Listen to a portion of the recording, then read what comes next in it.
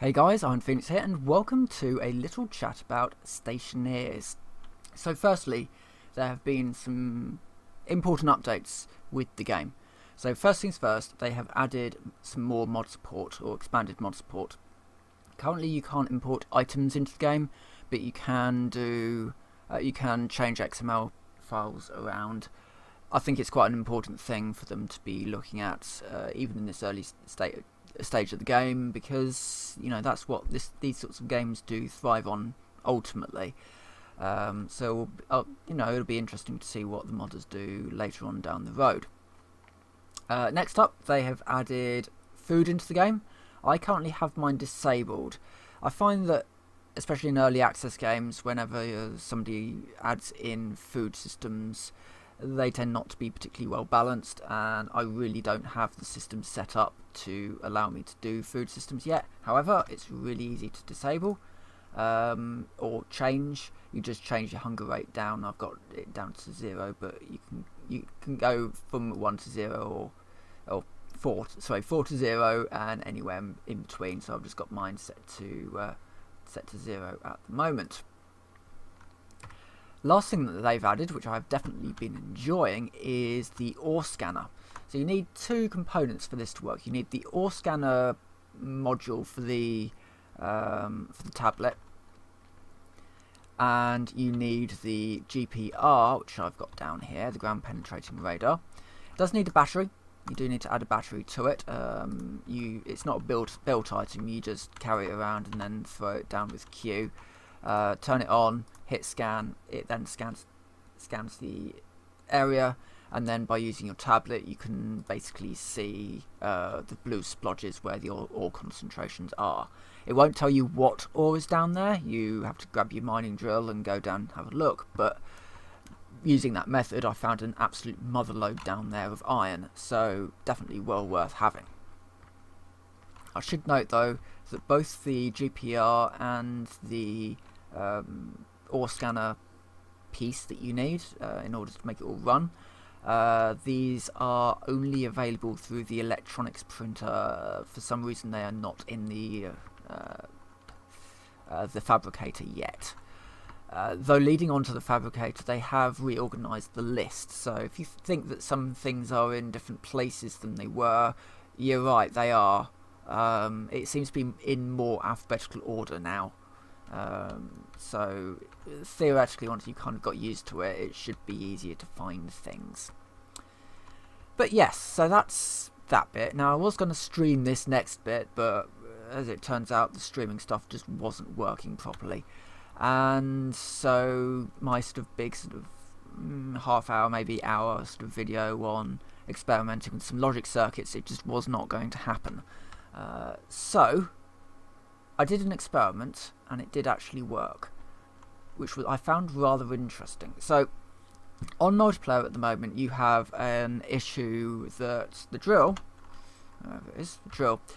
can just deconstruct composite doors or any doors, and because everybody gets a drill when they start, a griefer can very easily gain access to someone's base just by removing the door with the drill. That is a problem. And it's a problem that I suspect could be mitigated using logic systems. And this idea came in the usual places that these ideas seem to come.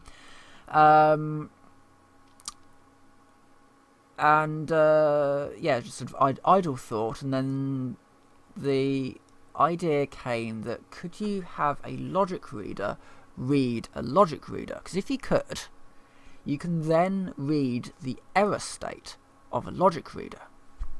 So here we have our logic reader, and if we just change its device to composite door, and then change the logic reader to power, it doesn't really matter what you change it to, all in all.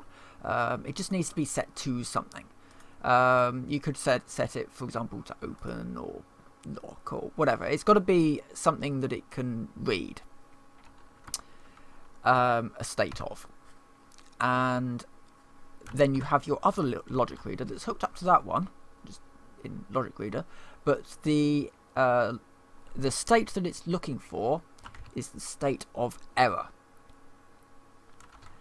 So, if somebody comes along and decides, I want in on that base, and for whatever reason they want in, and they decide to just drill out the door, they can perfectly do that, but that throws an error. That is then picked up by that logic reader. That could then theoretically be hooked into some kind of security system or warning system.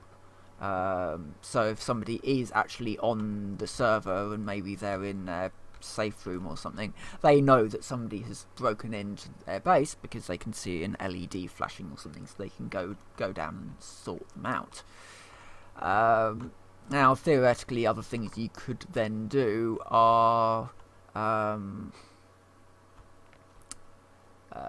things like have a switch in there somewhere to change how something works. So actually, hydrogen is being pumped into a room instead of oxygen, and then, you know, when that person walks in, a motion sensor that has now since been activated detects their presence and ignites the room.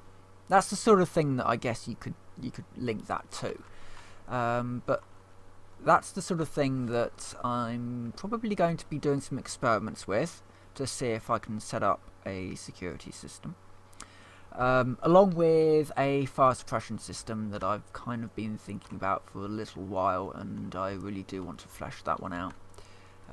The beginnings of it are down in the furnace room at the moment, but that needs a whole lot of... Everything basically just needs to be finished up, really. Bits and pieces just need to be finished up here and there. This needs to be fixed up properly to take ore up over there somewhere. Yeah, I've worked out quite a few little fun things, and in the coming months I'll probably be sharing a few fun things with you. So with that, anyway, I will say thank you very much for watching, and I will see you next time.